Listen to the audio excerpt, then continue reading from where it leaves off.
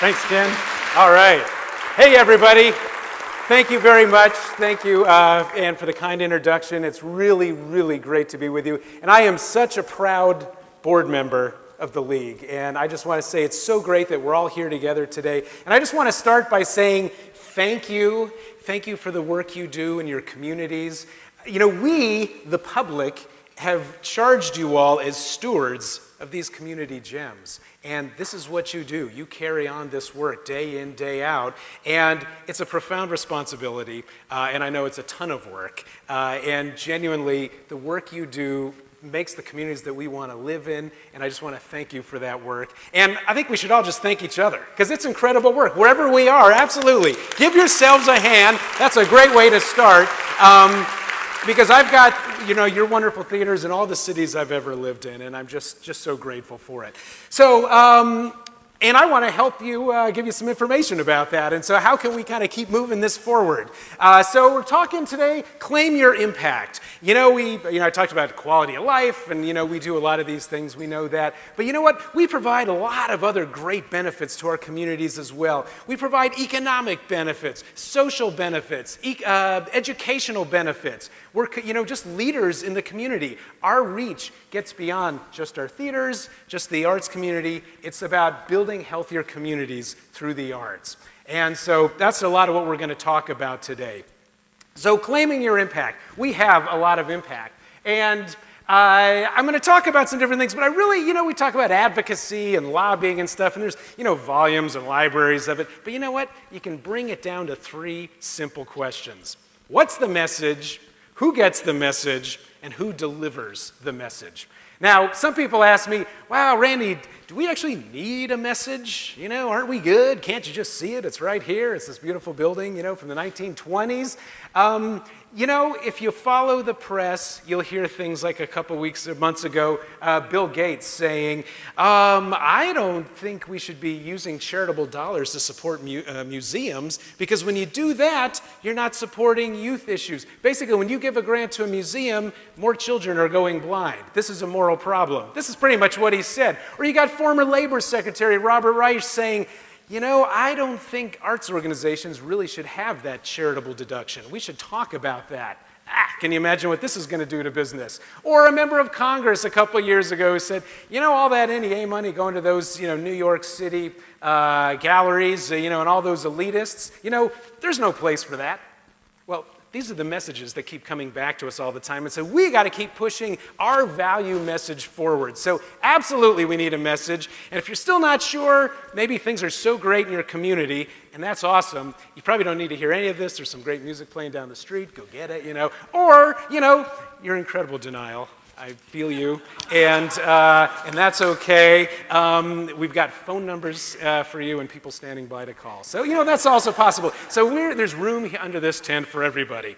So yeah, I think we need a message about the value we bring. And then we've all got, who gets the message? We've all got authorizers, you know, people who public sector, private sector. You know, we heard from the great arts mayor night before last, you know, right here in Nashville. Boy, you know, if all our cities had that, that would be awesome. Fortunately, not all our cities do. And then who delivers the message? We'll talk more about that as well. We're the usual suspects, but who else can talk about the value we bring to the community? Our education leaders, our healthcare and hospital CEOs, members of the faith community. We got to remember to be building the big tent, because it's about connecting what we do more broadly to the community. So that's kind of the general frame that we're going to go with. Everyone good on that? All right, and then I've got my golden rule: no story without a number, and no number without a story. I'm going to hit you with some numbers, but you got to remember to attach a story to everything, because that's what draws us in, and then the numbers deliver on that promise. So we love the arts. You know, just the fundamental reason for the arts. They inspire us, they engage us, they really define who we are, you know, they shape our communities, and they have actually for a long time. And I give you as Exhibit A, a flute that was found in a cave in Germany a couple of years ago by some anthropologists. And they were studying some past civilizations and trying to figure out, how are these people living? Well, you know, you talk about historic theater, you know, I mean, those caves, right? I mean, probably the first one, you know, we didn't call it a theater. But so this is what came up with. And it's carved out of bone, and they figured out 35,000 years old, a 35,000-year-old flute. Finally, someone got enough guts and they said, well, should we try blowing some air through it? And it actually sounded good and everything. But what was interesting in reading the paper by these anthropologists, they were trying to figure out, now what was the purpose of this flute? You know, they thought, well, maybe it was to help promote territorial expansion or to celebrate the hunt, or maybe related to the fertility ritual, perhaps. I kept thinking, maybe they liked the way it sounded, but that never showed up. But anyway, you know, the idea is art's fundamental to our communities, have been for a long time. So now actually, staying with this whole flute thing, fast forward 35,000 years to the 1700s, where we find the shame flute. I don't know if anybody here knows about the shame flute. This little ditty was made out of cast iron and was shackled around clasped around a person's neck. The fingers were shackled to that iron tube. The purpose of the shame flute was to punish bad musicians. So yeah, if you got a gig at the Prince's Palace and you stink up the joint, well, they'd march you around town for a few days in the shame flute so everybody could laugh at the bad musicians, you know. Sounds a little barbaric, but hey, they cared about their music, right? You know, if only everybody cared that much. So anyway, art's fundamental component of our community, have been for a long time.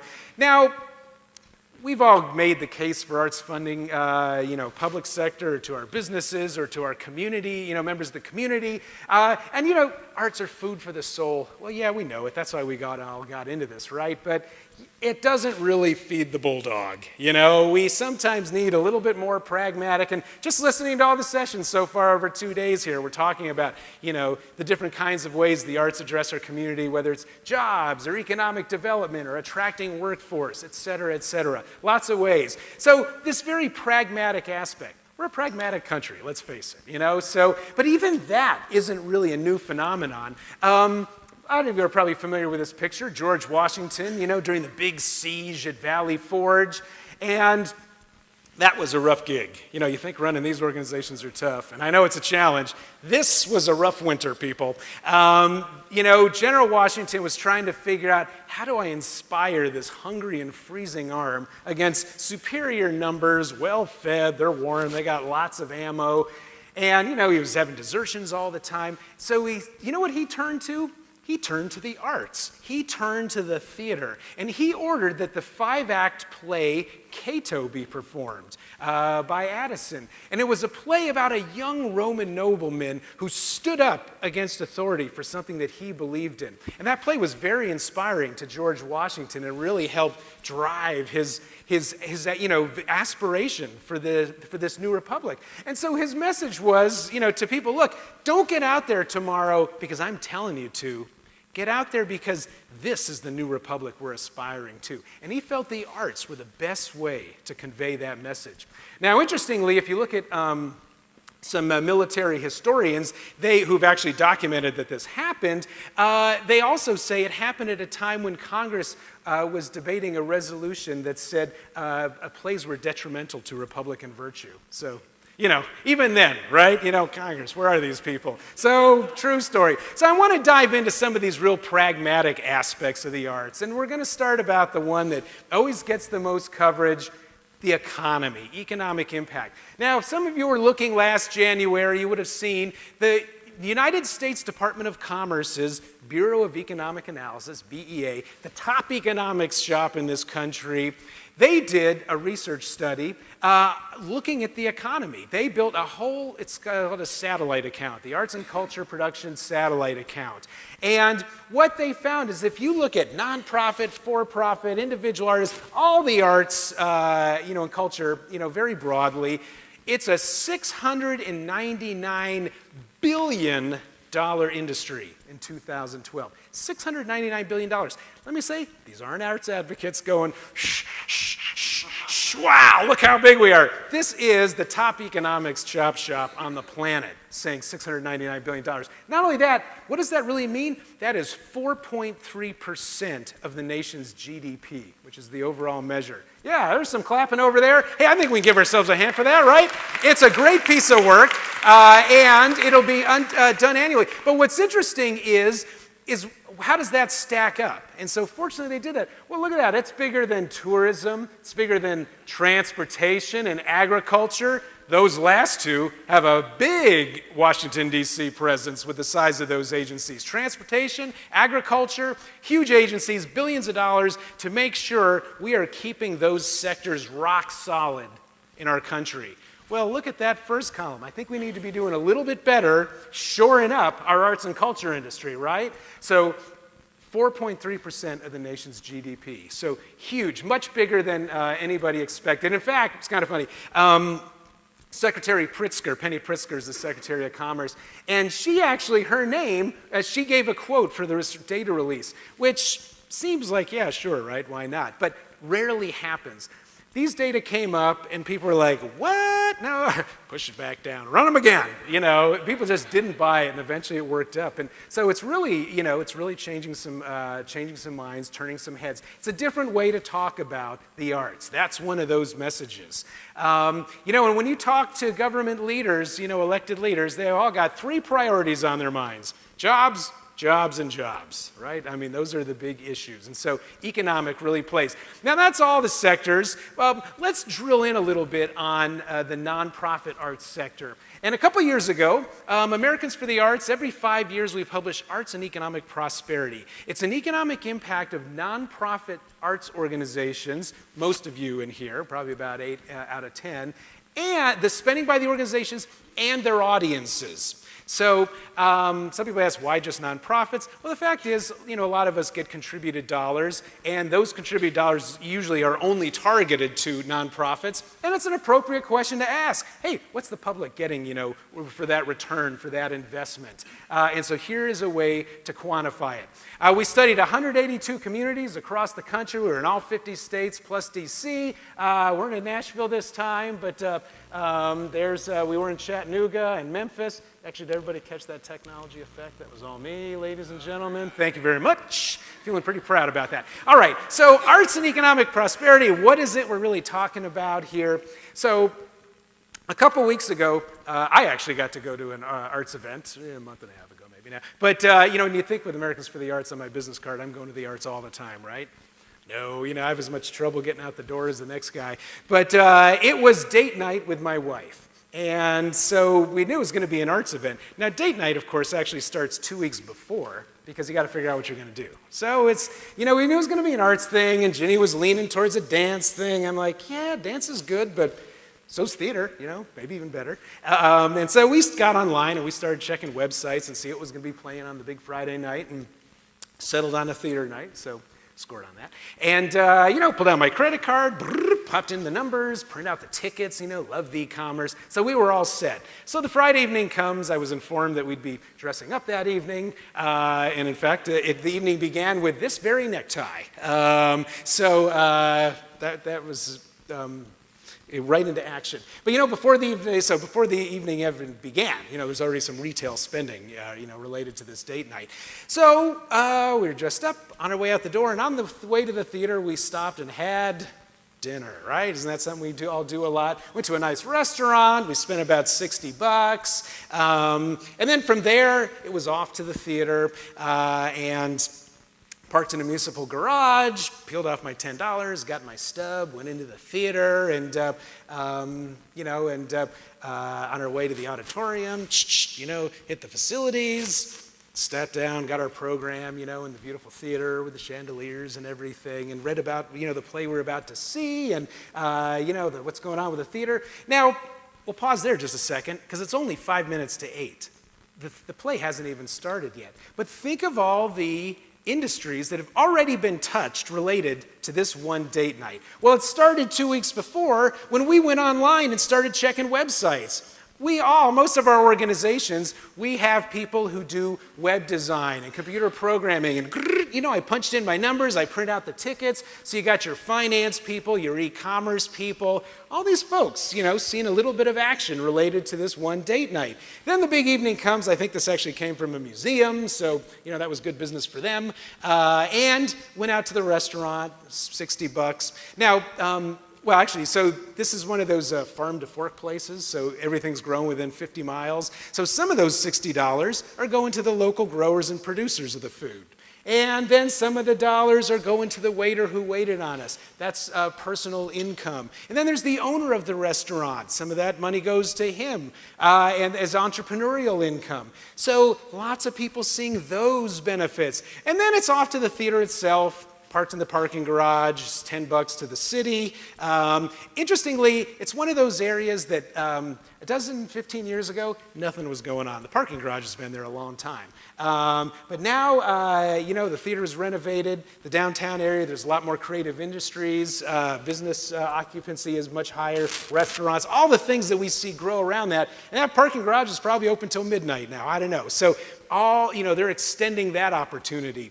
And then into the theater, we had shared a glass of wine, so you had the catering there, and then even just hitting the facilities, right? We all need a good plumber, It doesn't mean if it's our house or if it's our theater, someone's watching the pipes all the time. And then, every time you get a program, we give our people so much paper. You got designers, printers, the people who deliver those every week. And then sitting in, the theater and, what I always tell folks is, hey, those big, beautiful chandeliers, those aren't interns up there changing those light bulbs. It takes electricians to get up there, right? So all this that we just kind of take for granted as part of the experience, this isn't the way people think about the arts. Most people think about the arts at ding, 8 o'clock, the chimes go, the curtain goes up, and that's when folks will start to think, oh, wow, this is great. I bet that actor's getting paid. And look at those costumes. I bet they had a costume designer or something like that. So that's what we tried to capture as part of this whole arts and economic prosperity study. Spending by the organizations, but the real value add, which is that event-related spending by arts audiences. All right, everyone with me? Good, okay, excellent. Well, so what did we find out? So we found out we're all over the country. We find out I know how to make a star dance. What we found out is that nationally, nonprofit arts industry, $135 billion, billion with a B, in economic activity that takes place every year. Now that's two figures. $61 billion of that is spending by the arts organizations themselves. Tell that story. You know what? Most people think, oh, it's such a beautiful theater, it's such a gem. They don't think of it as a business. But your organizations employ people, purchase goods and services in the community, pay utility bills, all that kind of stuff. Arts organizations are good business citizens. And then the other $74 billion is spending by the arts audiences. And that story as well. So what's the economic impact of that? Well, let's see. Oh, I almost jumped it. So the economic impact of that supports 4.1 million jobs in this country. That $135 billion, 4.1 million jobs. Now, something about arts jobs, these are very local jobs. This isn't a sector that's going to be offshored. If we go and see, the symphony and it's a first violinist and 99 Macintosh computers, we're not going to be happy about this, right? We want all the performers up there. We need the curators and the arts education teachers and everybody who keeps all of our organizations moving forward. And then the other piece that's a big one is government revenue. $22 billion in revenue to federal, state, and local governments. Now, if you look at collective outlay, it's about $5 billion. So that is a pretty fantastic return on that investment.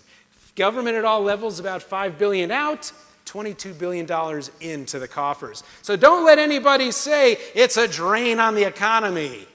We can't afford the arts. We've got to focus on these other services, that type of thing. Arts organizations are businesses, and they're supporting jobs in the community and generating government revenue.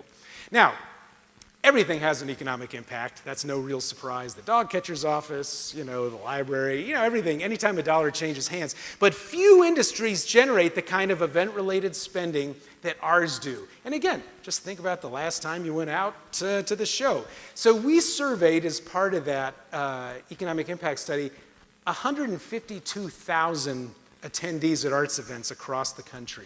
152,000. We found the typical attendee spends $24.60 per person. Oops, I thought I had that. $24.60 per person per event beyond the cost of admission. That doesn't include the ticket. And you can see how that breaks down. Usually it's about half on food and, souvenirs. There's my necktie and here's my parking. And so you might be looking at lodging. Wow, can you still get a room for $3.51? And would you want to if you could? No, you wouldn't. Remember, that's just a percentage. Only a small percentage of people actually have overnight stays related to that arts event. But we didn't stop there. We asked those people for their zip code because we wanted to find out, well, do they live in the county in which the arts event took place? That would make them local. Or are they from outside the county, which would make them non-local? Are people traveling to get here? Nationally, 32%, so just about 1 in 3 attendees to an arts event crossed a county line. And then we asked, does their spending differ? Absolutely.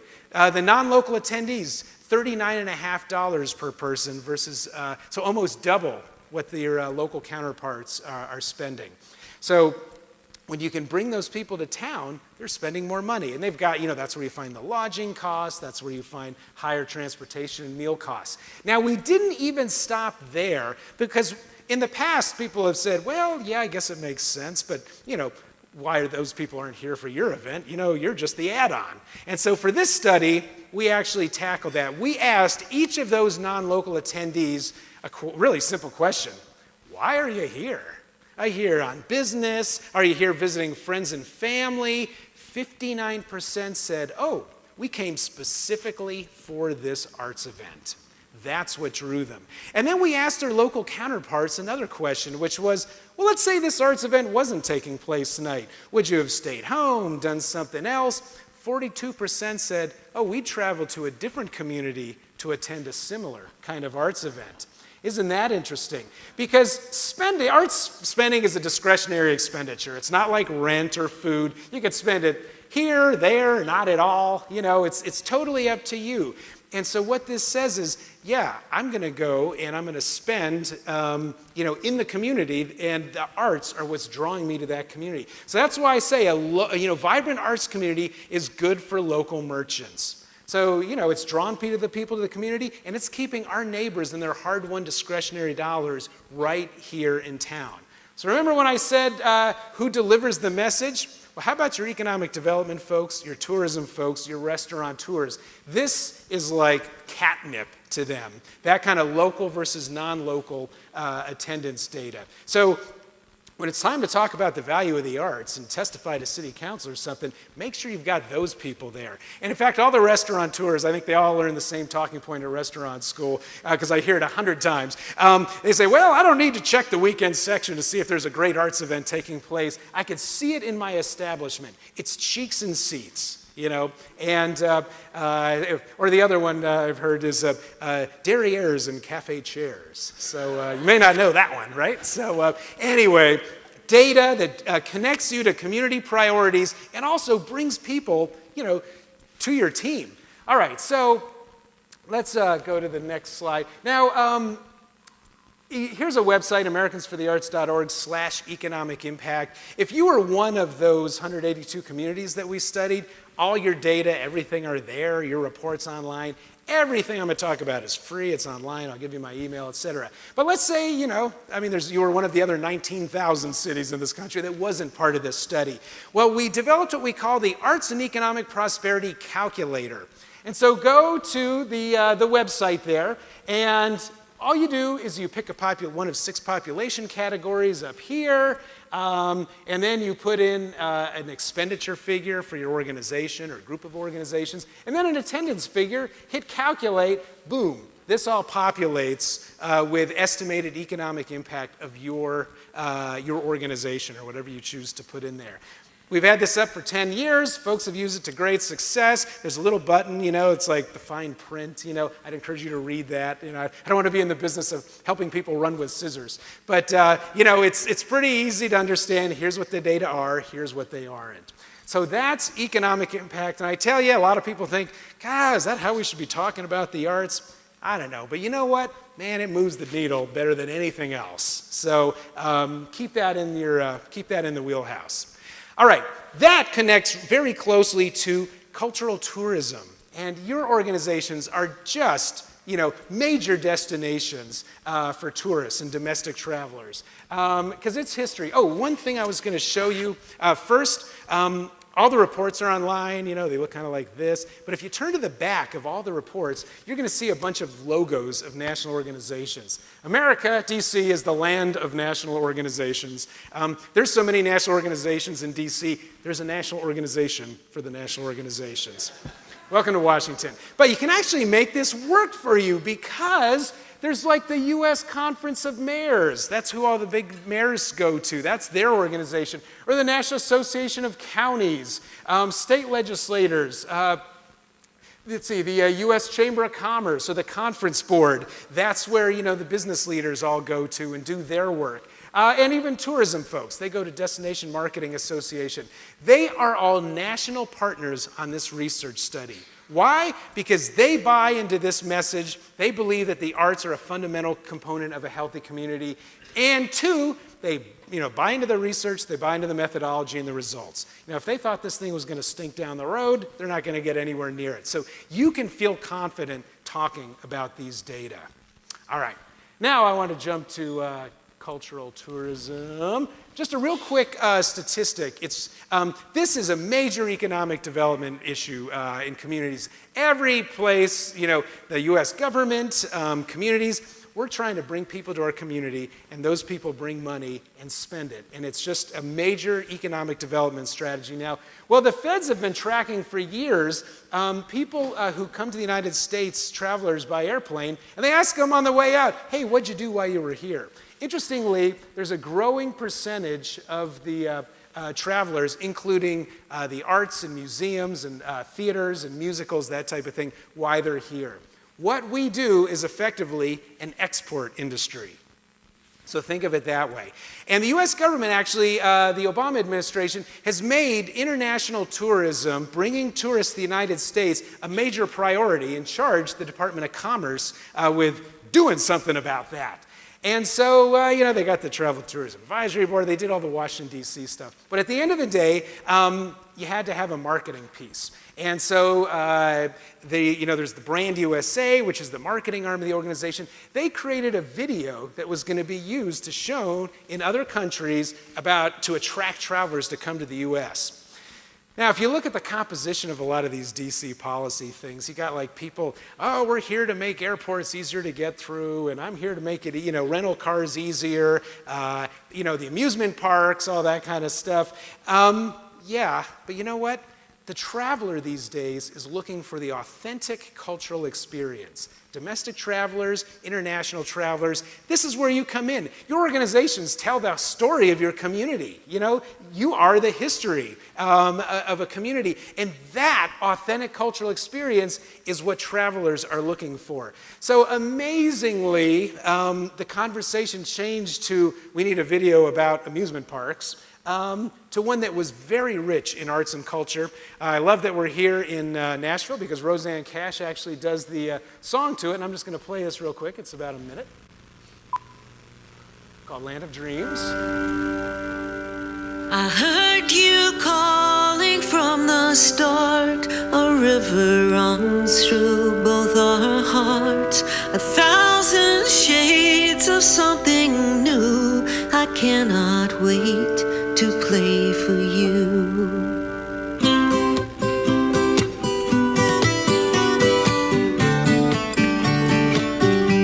So play your songs and make them real. There's a place for all we feel, and it's closer than it seems. Come and find your land of dreams. Land of dreams, land of dreams. Come and find your land of dreams. And it's closer than it seems. Come and find your land of dreams. That's a pretty cool video, ain't it? Kind of makes me proud. You know what's interesting? It's been hugely effective at bringing tourists, and they're working on several different continents, and these are the marketing people, so they're really measuring. It's moving tourists from several continents here, but it's having a whole unintended impact. It's changing the perception of America.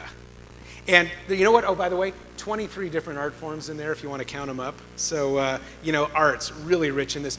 But all of a sudden, this is like a State Department product because most of the world sees us as our sitcoms. That's what gets exported. All of a sudden, people are seeing us as creative, artistic, our natural resources, our diversity, tolerance. So it's a wonderful piece, and it's having great success. So we consider that a really nice victory there. So that's one more way, again, connecting to tourism and cultural tourism that we've got to focus on. All right, now let's move to, World War II tanks. Okay, yeah, actually it's World War II era, but in fact, that's actually an inflatable tank right here. And let's talk about creativity a little bit. Let's talk about creativity on a World War II battlefield. This is a product of the 23rd Special Troops Unit. In World War II, the United States government, that was a tight war there in the theater in Europe, and they were looking for any edge that they could get. And so they thought, if we came up with a way to kind of confound the enemy a little bit, just sort of throw them off the scent, that would give us an edge, of maybe a couple percent or two. And so what did they do? Well, they went to the United States, they went to the art schools, they pulled out the artists, the writers, the designers, the technicians, and basically it was a traveling road show. They did 20 elaborate battlefield diversions across Europe using inflatable airplanes, inflatable tanks. They did phony radio. It's like, sorry, I called it radio, but it was like radio theater, transmissions. And in fact, one of the United States generals credits the 23rd with saving 10,000 American lives during one of the Rhine War battles because it peeled off a huge portion of the German army that went to chase down the inflatable tanks. They were nicknamed the Ghost Army. The government sat on this for 50 years before they ever came clean with it. Bill Blass, the designer, Ellsworth Kelly, Art Kane, so many of our great World War II era artists, all part of the 23rd. So my point is, we talk about arts and creativity. If you can use the arts to be creative on a World War II battlefield, boy, we can certainly do it in our downtowns and everywhere else. So just want to hit one of these other big issues these days. We hear a lot about the creative economy and, what is it and how big is mine and that type of thing. So every year we do a study called Creative Industries, Business and Employment in the Arts. And I use Dun & Bradstreet data source. They track over 18 million businesses in this country, and they code them all. So you know exactly what they're doing, using really, really specific codes. And so I thought, what if I pull out all 644 arts codes and just see how many of those are arts businesses? Well, we've been doing it for a decade. I'll tell you, nationally, 3.9% of all businesses in this country are arts-centric businesses. Nonprofit theaters, museums, ballet, dance, arts education, as well as for-profit film, architecture, design. So taking a very arts-centric approach to this, 3.9% of businesses, 1.9% of all employees. And then I can drill down and analyze these data by any geographic or political unit in the country. So right here, we've got Nashville.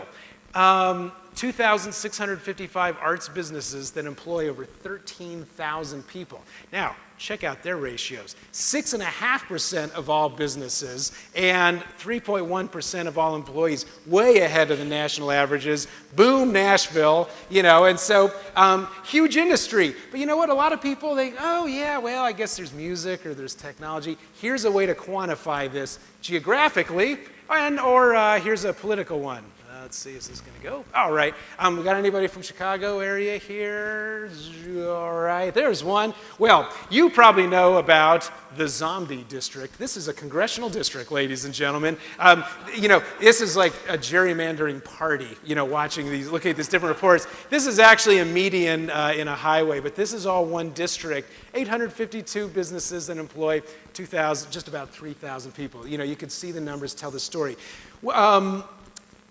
You can find actually the report for your communities on our website for free. I've got the creative industry report for every state, for all 435 congressional districts, for all 3,143 counties, and There's about 7,500 state legislative districts in this country, one for each of them as well. So all you do is you go to americansforthearts.org/creative industries. You got to just do a quick little sign in, get your name, takes 20 seconds, but they're all free, all downloadable. And I really want to emphasize these are arts-centric businesses. It doesn't include medical research, doesn't include computer programming, all of which are creative, but not arts-focused, right?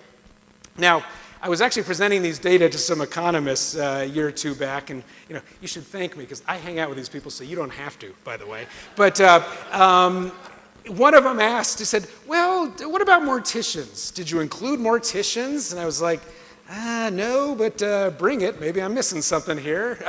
He goes, well, aren't morticians actually involved in presenting the body, using lighting and makeup and costuming? He never looked as good alive as he does now. That type of things. There's no morticians. You can feel good about these data. Arts-centric businesses, how many are in your community? There's some data. It's free. And this is very compelling information for business leaders because they're looking to see, I talk to 25 chambers of commerce a year. They love to see these maps. Each of these maps, each of those stars is an arts business. You could see it's not like some urban downtown phenomenon. They cover, all across the communities. So again, one more free tool to use. All right, let's go to the next thing. You got that. And I want to just mention one other business report because, we're trying to connect with the business community. We look for our sponsorships. We look for connections. So the Conference Board, that's the national organization for the Fortune 1000 companies in this country. Well, we did a study with them a few years back called Ready to Innovate because the Conference Board's research has shown over years that creativity has soared in importance. And really, these days, pretty much, creativity fuels innovation. Innovation is the key to prospering in this global economy. Business leaders get it. They understand it. And now they're trying to figure out, how do we capture that? What's the elixir here? What's the swill we all need to be drinking to make this happen? Creativity is sort of the top 5 applied skills that business leaders are looking for. It's even jumped past the 3 R's, reading, writing, and arithmetic. But of course, you got to be able to read, write, and do math. But if you can't take some creativity and apply it to that engineering or scientific or computer knowledge, those are the jobs heading elsewhere. But if you can be creative and take that knowledge, it's right here in town. So let's see, 72% of business leaders say creativity is of high importance in hiring. 85% of those folks say, we can't find the people we're looking for. And so we went back at them and we looked and we said, well, all right, how do you measure creativity? How do you know you got one on the line? There's no typing test for creativity, right? The biggest indicators of creativity, and there were 2 of them tied for first, starting your own business, entrepreneurial activity, and 2, studying the arts, especially while in college. And so it connects the arts to creativity. And if you look in the conclusion of this report, it says, business scholars writing for business leaders, it's clear that the arts, drawing, music, drama, dance, they list a bunch of them, provide skills sought by employers of the 3rd millennium.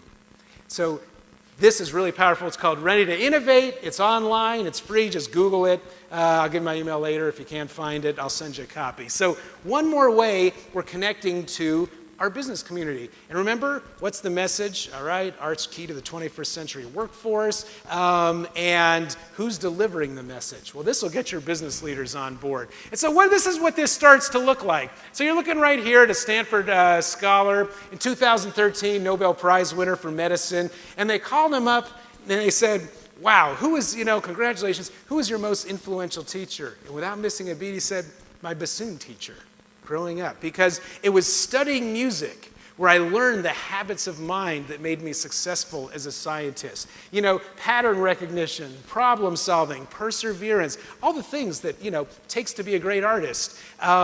He took those and applied that to science. So a really compelling story. There's another researcher, Robert Root Bernstein at Michigan State University. Sorry, Russ and Michigan folks. But and he's studied creativity. He's been a MacArthur Genius Scholar for years, and he studied all the Nobel winners in the sciences, going back to the beginning. And he found they were 17 times more likely to be actively engaged in practicing the arts. Singing, in a choir, doing ceramics, a painter, that type of thing. So some really interesting connections there, and that's worth noticing.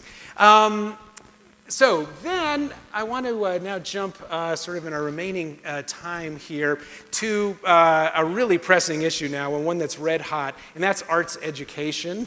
Obviously, this is it's important. A lot of your organizations, look at the surveys, have education programs, and you're connected with the schools or with the community, using your spaces for that. The research is so powerful because we're all worried about our young people and how are they performing academically. And students with 4 years of arts or music in high school are averaging about 100 points better on their SAT scores than students with just a half year or less while in high school. And that's from the College Board, so that's making a big difference. But now we don't really know who all those high school students are and, that type of thing. And so we looked to some other researcher. There's a guy at UCLA named James Catterall, and he looked at data from 25,000 students at 1,000 schools across the country. And he put them in 4 quartiles based on their level of arts involvement. So up here you got, probably practices the violin 3 hours a day, and then you work your way down to, drag kicking and screaming to the museum once a year or something like that. And then he compared their academic performance. What he found is that the arts students had better grade point averages, higher standardized test scores, lower dropout rates, even better attitudes about community service. Now, he anticipated a question which some of you might be thinking, like, well, yeah, but aren't these arts-involved students probably coming from better educated, more affluent families? Of course he'd expect them to do better.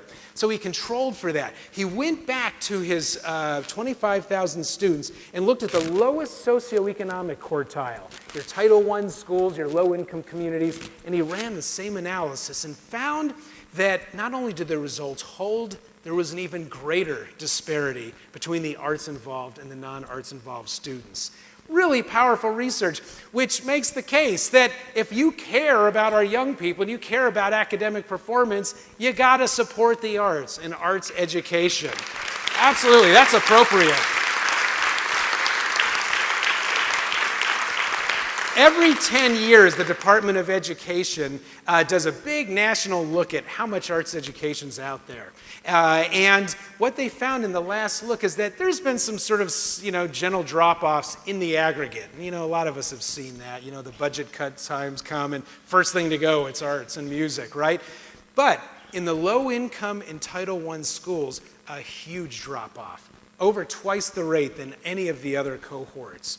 So you got Catterall's research saying, here's the group that stands to benefit the most, and yet, thanks to the No Child Left Behind and the high-stakes testing, they're the groups that's been losing it the fastest. So, in fact, the Secretary of Education called this a civil rights issue. So this is important, folks. It's really powerful. But there's some good news on the horizon there. But this is something we're after all the time, and we've got to affect our public's perception. And so one way we're doing it is with some public service campaigns. And so we did a big survey and found, what do parents want? Well, they want they want well-rounded kids. They want, and if the arts are part of that, that's great. But they also think somebody else is taking care of it. Somebody else is on the whole arts education thing. And so we did this big public awareness campaign and using some humor, why there's not enough arts in the schools, why some people think Duke Ellington is a member of the royal family. Or why some people think Virginia Woolf, is the state animal, or why Louis Armstrong was the first man on the moon, that kind of thing. So New York Times ran 59 full-page ads on this pro bono, because it's been a great campaign. And you can find these on our website as well. Some great videos as well, also. So let's see. Sounds like you could use some Van Gogurt. It's fortified with arts-rich nutrients to improve your math and reading skills. Catch! Van Gogurt. Thanks. So what's the deal with your ear? Always with the ear, huh? Feed your kids the arts. For 10 simple ways to learn how, visit AmericansForTheArts.org. Yeah, so that's one. Let's see, we got another one here. I think I brought two of them. Oh, yeah, the girl. Plastic ones last longer.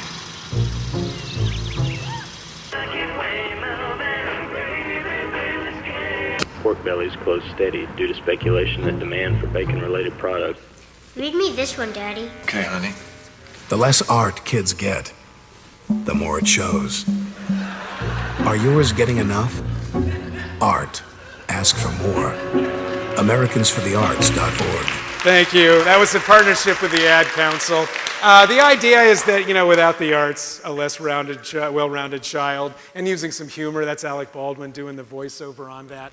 All right, so we got to take some action here. We got just a couple minutes left.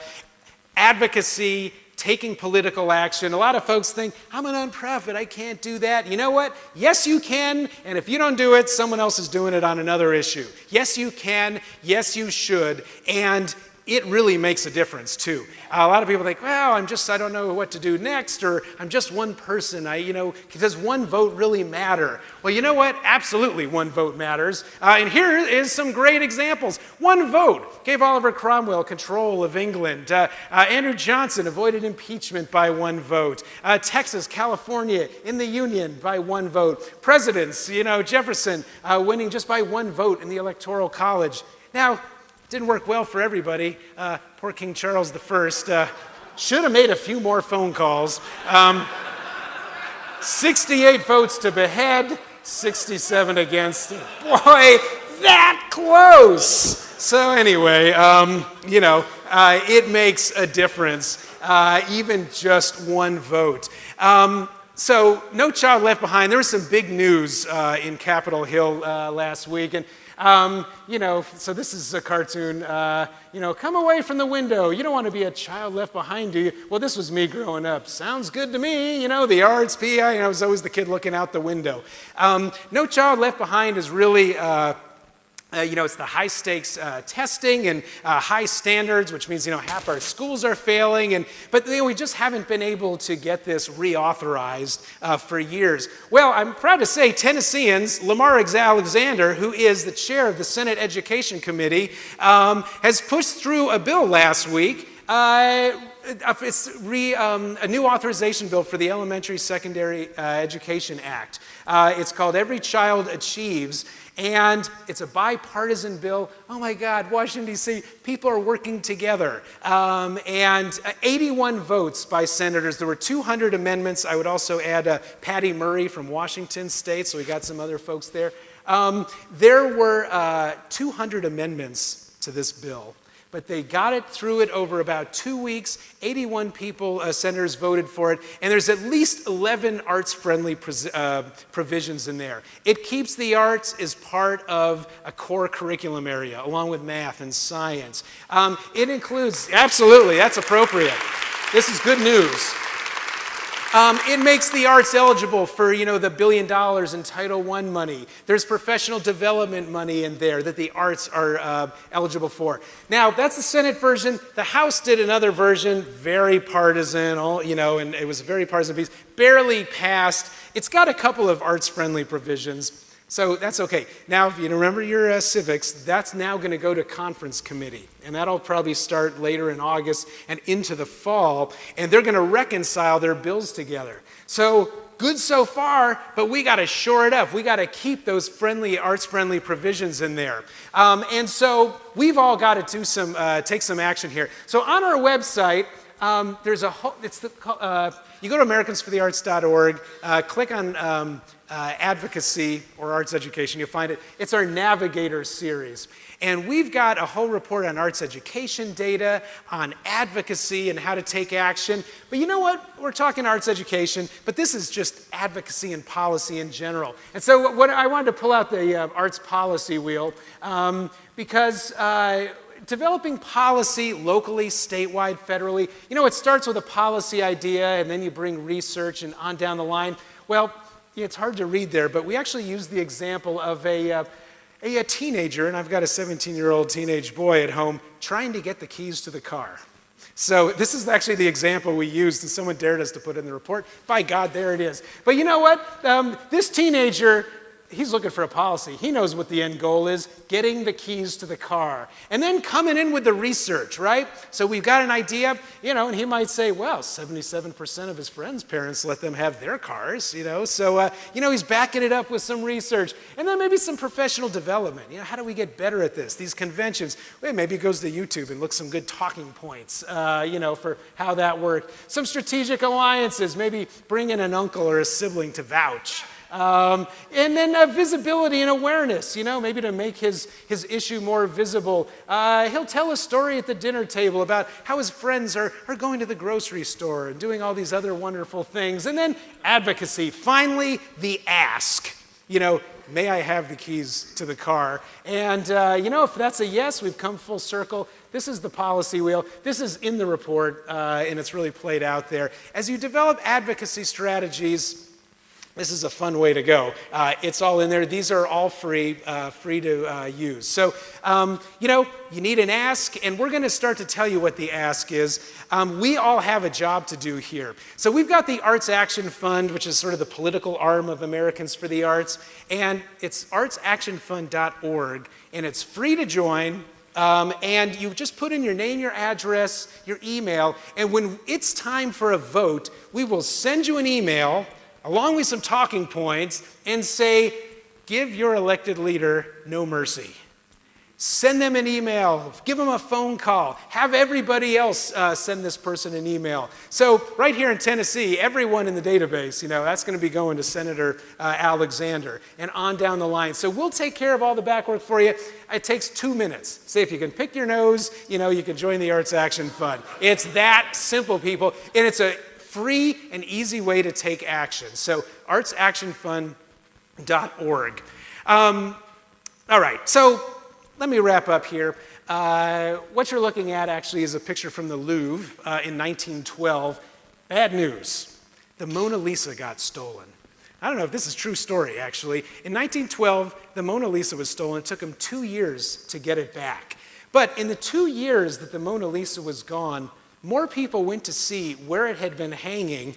You think you know where this is going. More people went to see where the painting had been hanging than saw the actual painting in the previous 14 years. So it's easy to take for granted what we do. And we've got a great impact, and we've got to tell that story. So the wrap up here is claim your impact, tell your story, and remind folks of the benefits that you bring, and that your work is building healthier communities, socially, educationally, economically.